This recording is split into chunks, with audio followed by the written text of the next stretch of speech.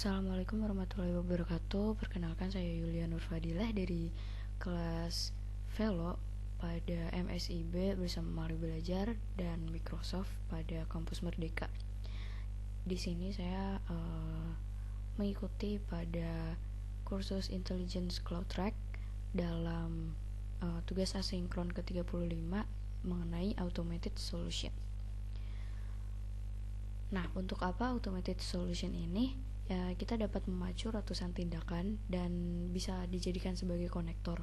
Dan dari Power Automate ini terdapat banyak template aliran yang tersedia untuk membangun dari solusi itu. Dari sini kita dapat melihat template yang tersedia serta kita bisa masuk ke Power Automate dan memilih template dari menu pada homepage dari Power Automate tersebut.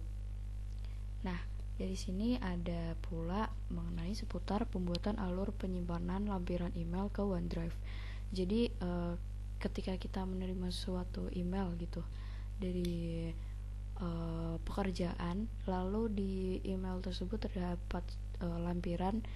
Untuk mempermudah dari kita melacak lampiran tersebut, kita tidak perlu membuka email tersebut satu persatu karena itu akan membutuhkan waktu yang lama.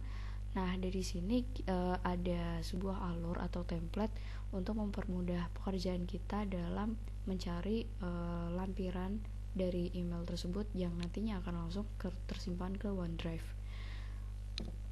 Nah, mengenai tata caranya itu kita pertama harus mencari template.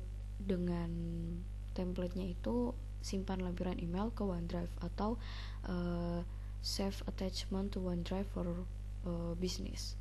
Kemudian kita lanjutkan di bagian bawah layar untuk membuat alur.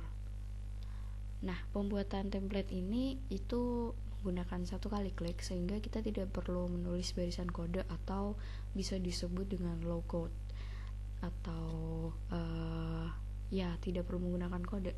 Nantinya dari alur ini kita bisa terhubung ke email kantor untuk mendapatkan lampiran, dan dari sini foldernya akan tersedia di OneDrive secara otomatis dalam menempatkan tiap lampiran yang dikirim dari email ke folder tersebut. Kemudian ada pula dalam pembuatan alur secara berulang. Jadi ketika kita ingin membuat alur berjalan setiap 2 minggu, kita bisa memasukkan 2 di bidang interval dan pilih minggu di bidang frekuensi. Sehingga nanti kita dapat menentukan hari dalam seminggu dan aliran tersebut kita bisa dijalankan. Teks di bagian bawah kotak dialog itu bisa menjelaskan input dalam bahasa sederhana. Jadi tampilannya kurang lebih seperti ini dari screenshot yang telah saya masukkan ke PowerPoint ini. Terus kita pilih create. Nah, di sini ada penentuan hari dan waktu dalam aliran yang harus berjalan. Nah, previewnya kita bisa lihat di sini. Runs at 17:30 on Thursday every 2 weeks. Kemudian kita bisa gunakan tindakan compose untuk menyelamatkan diri dari memasukkan data yang identik. Jadi misalkan kita perlu memasukkan array digit dari 0 sampai ke 9 beberapa kali dalam merancang alur, dan kita dapat menggunakan tindakan ini untuk menyimpan array tersebut. Contohnya seperti ini.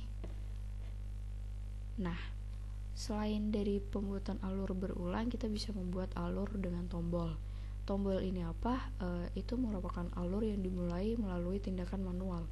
Jadi ketika kita bisa membuat tombol dalam mengirim email, sedangkan kita bekerjanya itu dari rumah, atau misalkan kita butuh waktu yang secara tiba-tiba gitu dalam mengirim email, tapi kita sedang berada di perjalanan atau terjebak dari macet. Nah, itu kita bisa menggunakan pembuatan alur tombol ini. Nah, untuk create flow-nya itu tampilannya seperti ini. Terus kita pakai template ini, dan nantinya tampilannya bisa kita pilih seperti ini. Kita bisa manually trigger a flow atau bisa pilih delay-nya, bisa 10 menit atau menit yang kalian inginkan.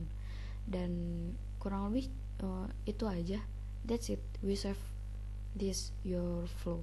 Jadi flow-nya udah tersimpan, dan ini nanti akan muncul send myself a reminder in 10 minutes.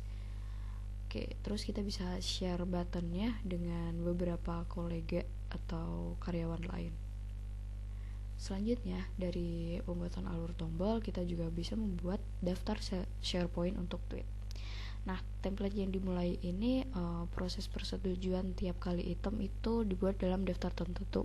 Jika item disetujui, maka tweet akan diposting ke Twitter. Untuk unit ini, kita akan mengubah proses dengan menambahkan langkah-langkah yang memperbarui daftar SharePoint dengan respon persetujuan.